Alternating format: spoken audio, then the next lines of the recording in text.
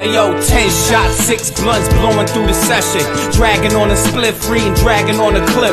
A MC in the booth, an assassin on the roof. I'm just waiting to shoot. Nigga, hurry up and die. Greatest truck of spares, you would think you had drama. Yeah, but the thing is, if MJF is having all these issues with AEW, he needs to come back home and fix his house. That's what MJ needs to do. He needs to come back, slap the shit out of Hardy, slap the shit out of Hammerstone. Say, guys, the dynasty is back together. Let's take over what we started to do before I left. Let's take over. Let's put all this nonsense. 2 is gone. With all 3 of us, we'll get somebody else. Let's make it 4.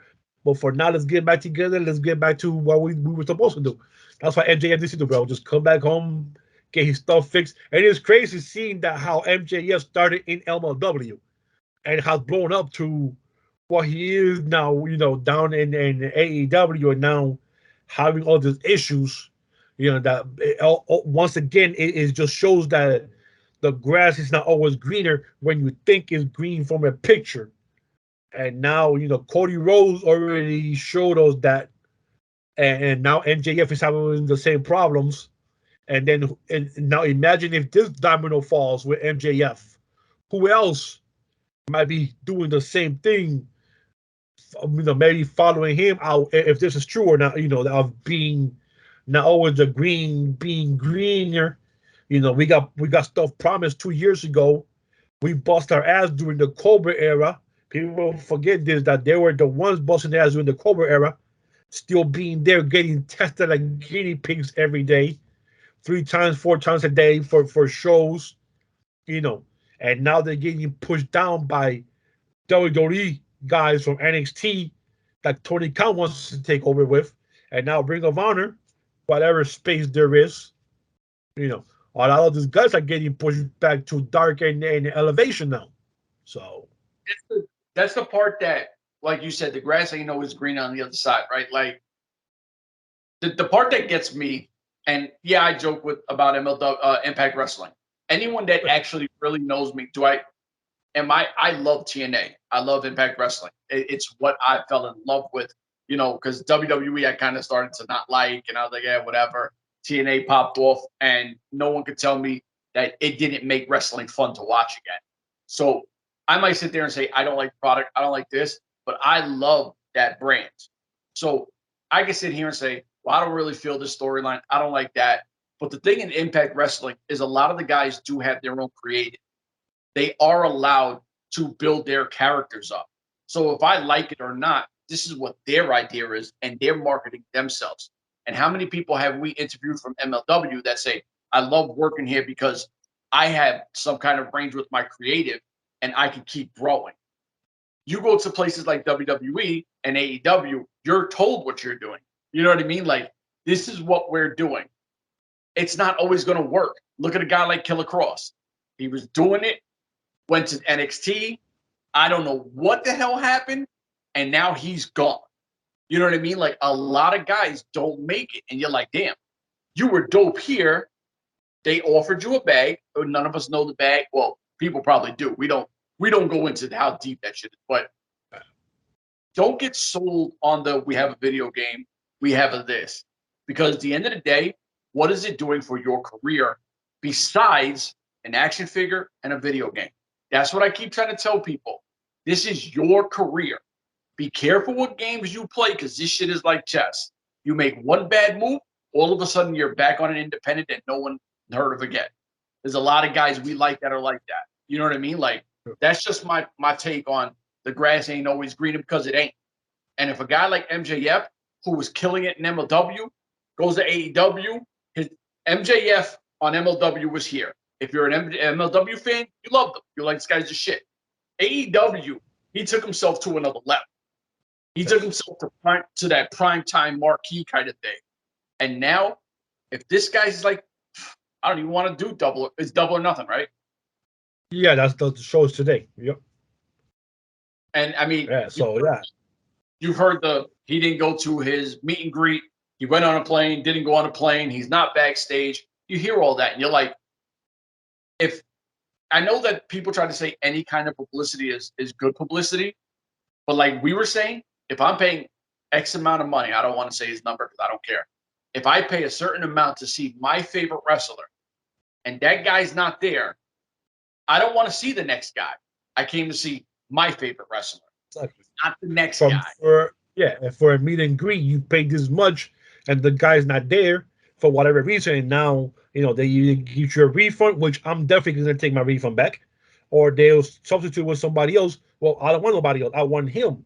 He was the name on the marquee. He's the one that I came to see. They might have 20 people there. I came to see one person because I done it one Impact. All right, you want to take a picture? Nah, I'll pass. Or you want to take a picture? Nah, I'm good. Then they all ask me, well, why are you paying this amount of money for the VIP? I said, well, because I want to meet my wrestlers that I want to meet. Yeah. I don't want to meet all the wrestlers here because I don't care for all the wrestlers here. I want to meet my wrestlers. So if I have to pay whatever amount of money, so I could take a one-on-one picture with that person and have 5 minutes or more to talk to, then that's what I want to do. So absolutely. So and then that person's not there, I'm gonna be pissed. It's like, dude, like you promised me this person and this person is not here. Like, hello. yeah, I mean, that's the shit. It's like people think because they own a company, I could do whatever I want. That's not how it is. These fans pay hard-earned money. I mean, they bust their ass to go to these events. Every time you go, you see people with their own custom belts, T-shirts, all types of merchandise. Because they're a fan of your product. Give them what their due is. You know what I'm saying? And then if, like we've seen, a VP went to WWE, if MJF somehow gets released wherever he goes, or if this is a rouge, this is the stupidest thing you can do because someone like me sits back and goes, yo, I don't appreciate that. Like, this shit is stupid. This is not. If they go, oh, this was a work. Look, he came to Double or Nothing and he fought Wardlow. Okay, so you used the worst possible way. You couldn't be more creative to make this match more special. Well, and the thing that gets me upset also is like nobody's, I know they're gonna say that MJF is acting selfish or whatever. He had his reasons for doing that. We don't know that. I mean, we will never understand that. But people are already jumping saying, oh, he's being selfish. This is supposed to be Wardlow coming out party. But if he doesn't show up to get Wardlow over, then blah, blah, blah. But I'm saying, well, hold up. Why everything is getting turned into Wardlow all of a sudden?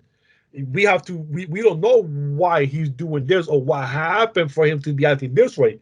So this is him maybe doing something to get the attention that he's been wanting to get to now say, okay, now we're going to sit, because like I told you earlier, it's basically whatever happened with Naomi and Sasha Banks, two females with Uncle Vince, is different when it's females and a guy. But when it's two guys, now it's Tony Khan and MJF. You get those two guys in a room. You have your pissing contest in the back. You shout. You use the profanity. You go back and forth. 5-10 minutes later, we're over it. We shake hands. We come to an agreement. He'll go back in the ring and do what he has to do. So if he's doing this for attention to get it one-on-one with Tony Khan, that's he has to do that. And if he feels that's the way he has to go, then fine. But everybody now making it seem, well, this is messed up for Wardlow. Wardlow this, poor Wardlow. Dude, like, but Wardlow will get over with this match or without this match. He's gonna get over regardless. So you know what the hard part is, and I want to leave it at that. Wrestling fans are the worst. Like, I'm a wrestling fan. I don't care what people's beefs are with their company and whatever their contracts are. That's their fucking business. That's their contract. They sign with that person, whatever feels, whatever arguments, whatever. That's on them. I don't give a shit. I don't care. I don't even care if I know you. Whatever your issue is in your life, that's your life. I'm a human being. You're a human being. We got our own shit we deal with. I'm not going to sit here and try to defend all this, that. Listen to me. This is where it goes. When Cody Rhodes is in Impact Wrestling, Cody Rhodes is the man. When he went to ROH, Cody Rhodes is the man. When he goes to New Japan, Cody Rhodes is the man. He goes to AEW, oh, Cody Rhodes the man, blah, blah, blah, blah. Look how much he's done since he left WWE. As soon as you've seen him go to WWE, Cody Rhodes sucks. He's a bum. The guy can't wrestle. He can't talk. Cody Rhodes. And it's like, wait a minute. Like we always say, if we're a fan of a guy, we don't care what company they are. We're going to support the people we like because we're fans. As soon as they leave, promotion fans are the worst. What do you think's happening with MJF? He was the man in MLW. He kills it in AEW. Now you already got people doing the, oh, he's feeling himself. Oh, he fucking sucks. He can't do that. If he goes to WWE, he's a fucking traitor. Shut the fuck up. Like, damn. He's a traitor for going to Uncle Vince's company.